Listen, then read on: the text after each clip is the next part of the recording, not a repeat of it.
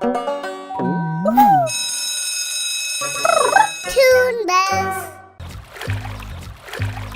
અરે વાહ, આજે તો એક તાજી બકરી ખાવાનો મોકો મળ્યો. આજે તો મારી પાર્ટી થઈ ગઈ.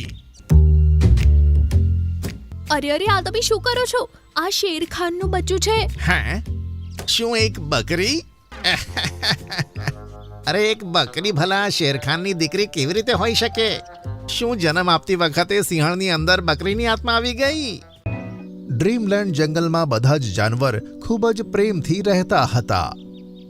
અહીંયાનો રાજા શેરખાન છેલ્લા 2 વર્ષથી પોતાની પત્ની સાથે રહેતો હતો, પણ હજુ સુધી તેમને કોઈ સંતાન ન હતું.